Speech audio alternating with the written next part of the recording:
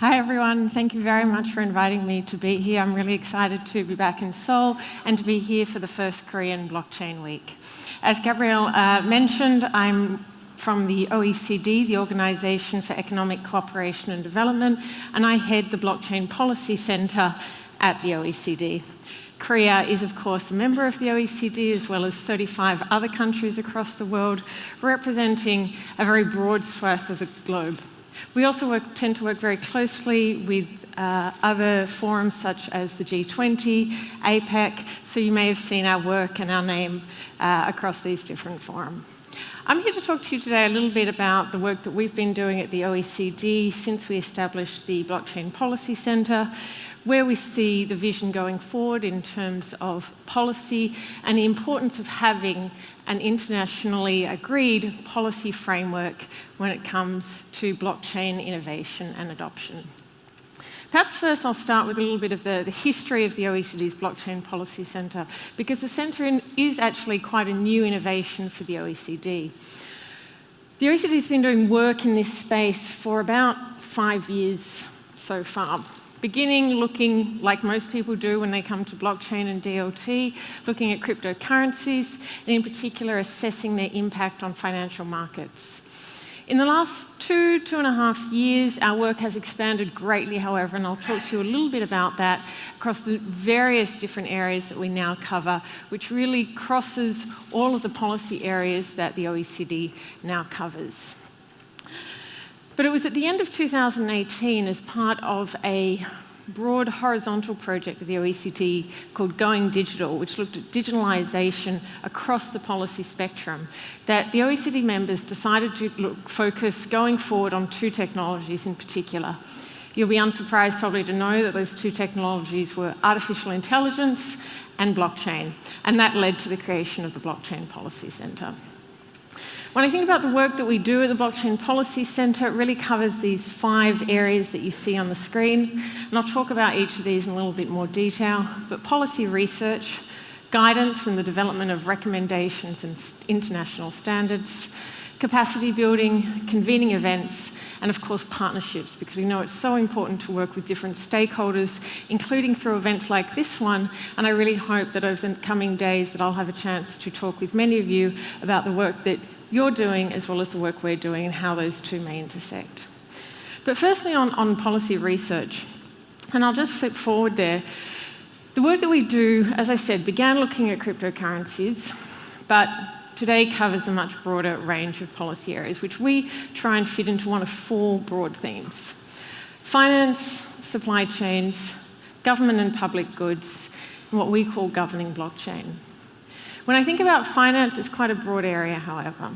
It includes things like cryptocurrencies, stable coins, tokenization of physical assets and securities, ICOs, the tax implications of all of these new DLT-based digital financial assets, but also things like corporate governance. For example, we've just published some work looking at how blockchain can be used to improve corporate governance, and we've just started a new study focusing particularly on use of DLT to improve proxy voting processes. The OECD also houses the Financial Action Task Force, and I'm sure many of you are very familiar with their new regulations in the AML and CTF sector concerning virtual assets.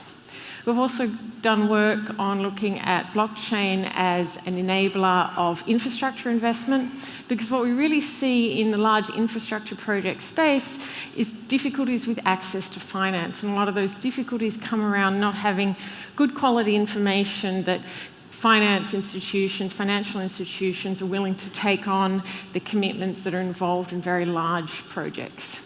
What we're thinking in this space is there could be a good opportunity to use blockchain to improve the availability of reliable, high-quality information about different infrastructure projects, and in turn that will give financial institutions greater faith in the projects in which they're asked to invest in.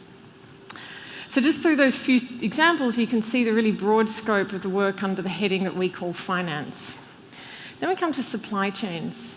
Supply chains is work for us which really has two aspects. On one, it's the sort of more traditional track and trace, so how to improve efficiencies in global value chains and the role that blockchain and DLT can play in that. But it also looks at more qualitative aspects of supply chains. For example, whether companies are meeting their certain due diligence requirements in their supply chains. Is there child labour? Is there slave labour being used in a particular supply chain? Can that information be tracked using DLT? What are the working conditions across the supply chain if a company has agreed to meet certain conditions through its suppliers? Can we use this technology to better understand whether those commitments are truly being met and provide greater confidence not just to shareholders but also to consumers as well? Third area is government and public goods. Now, our sort of headline report in this area is a piece called Blockchains Unchained, and really looked at the development of public services using this technology. Examples which I'm sure you've all heard about, whether it be ID for citizens, land registries, medical records. But for us, it also includes looking at issues like development aid. Can we make the development aid process better? Can we make it more consistent? Can we really make sure we have a true understanding of where money that is spent for development purposes is really being spent? It's also issues like migration. There's some interesting projects going on across the world looking at how we can improve migration policy using this technology. And fourthly is the area that we call governing blockchain, probably a cross-cutting area of things which are relevant regardless of the particular application of the technology. So if I think about those, we're talking about things like digital identity, interoperability and scalability, data management and data privacy, so who actually owns and controls the data on a blockchain, and how can we make sure that that actually meets data standards which are put in place by different governments. So those are the 4 areas that we work on when we talk about doing policy research and also guidance, recommendations and standards. We also undertake capacity building, so working with OECD staff, but also with OECD member countries to improve awareness of DLT and how it is being used to both change the environment in which policies that governments develop with the assistance of organisations like the OECD take place. So how is the environment that we're working in changing? And how is it being changed by DLT, and what does that mean for policymakers? But also, how can it be used as a tool to achieve policy objectives? So some of those ideas I was just talking about in terms of government and its applications. Convening events, some of you may be aware we recently held our Global Blockchain Policy Forum. So it's a blockchain forum very much like this, but entirely dedicated to the policy implications of the technology. We held that in Paris. It's an annual event. Of course, you're all very welcome to join us next year. But if you missed this year, you can also find all of the details and all of the sessions recorded live online. Had some very interesting discussions, particularly around issues like central bank digital currencies, the new Libra stablecoin developments, but also across all of these areas which I've been mentioning. And finally, partnerships. So this is working with other international organisations, the IMF, the World Bank, the UN, regional organisations and agencies. I know Pateris was just on stage earlier talking about the work that's being undertaken at the European Commission, and they're one of our closest partners in this space.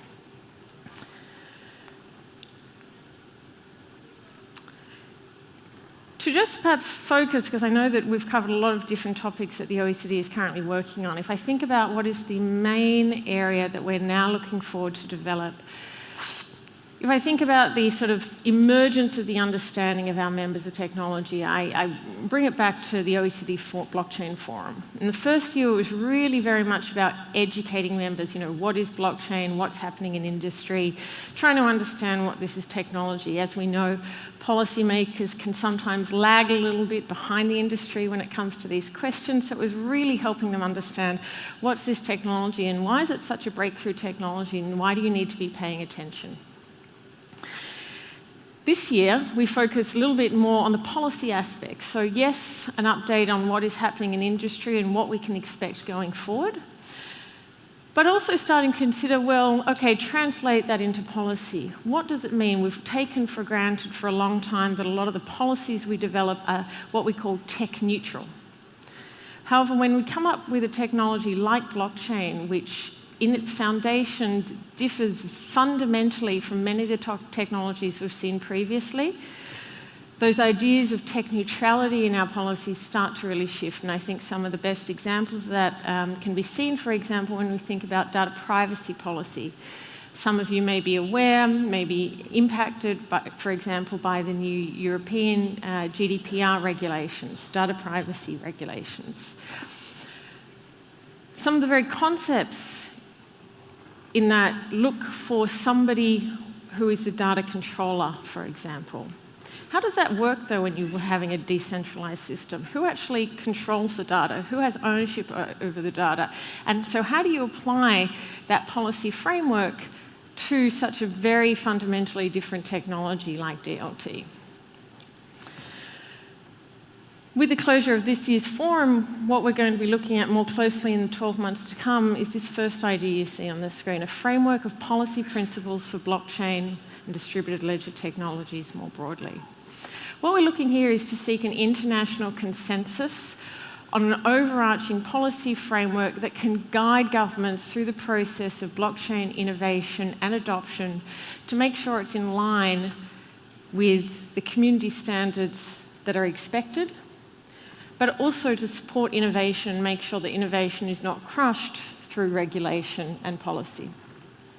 It's a delicate balance, but we want to make sure that we're not left in the position we were left in more recent technological developments where policymakers have come very late to the table and then are trying to apply regulation over an industry which is already very well developed, causing disruption for the industry. We want to provide certainty for the industry, and we want to do that as early on in the cycle as possible. We recognise at the same time, policies coming too early can, again, hamper innovation. So it's, again, making that balance between principles which are meaningful, but also high level enough to actually allow innovation to continue in the industry. So if I think about what you can look to see from the OECD in the next 12 months, and also working with our partners, such as the G20, is a framework of policy principles for blockchain, and I think that will be quite a fundamental shift from where we are today to where the industry can expect to be in 12 months' time. We also have some work ongoing, of course, the very popular topic of stable coins and central bank digital currencies, as well as the tokenization of physical assets. We're looking at blockchain to improve due diligence in supply chains, and actually just released a report on this topic, and we'll be undertaking some pilot work with some partners over the next 6 months. Government policies to support DLT innovation and adoption in small to medium enterprises. The OECD has done a lot of work around digitalisation more generally, and what we've seen, of course, is that you tend to have the industry led by either very, very large players or very small startups. Making sure that others who are not necessarily blockchain companies or technology companies understand the technology, can access the technology and then implement it into their processes is really important of making sure that everybody takes part in the revolution that is coming through technologies like blockchain. Making sure there is not a two-tier development of the technology in effect. And of course, you know, the OECD, one of the core things that we do is work on international cooperation. And so looking at how blockchain-based systems can be used to improve international cooperation. If I think about one specific project we have in this space, for example, it's looking at how the anti-corruption networks that we have, how law enforcement officials in different agencies could work better together through access to a DLT-based system. And I think that's something you'll see coming out of the work we're doing in the next 12 months or so. There's a lot more which I could cover, but I know that time is limited, so I'll just leave you there with my details so that we can follow up, and I hope to have the chance while I'm here in Seal to speak with many of you. But if we don't have the opportunity, please follow our work, and also please feel free to reach out to me through my email there, also online on social media, so please don't hesitate, don't be shy to talk with us about the work that you're doing, how you think it may be affected by the work that governments are doing in terms of setting a policy framework, because we really want to make sure that this overarching framework of blockchain policy principles doesn't hamper innovation, but does provide guidance to how innovation can occur in a way that meets community standards. Thank you very much.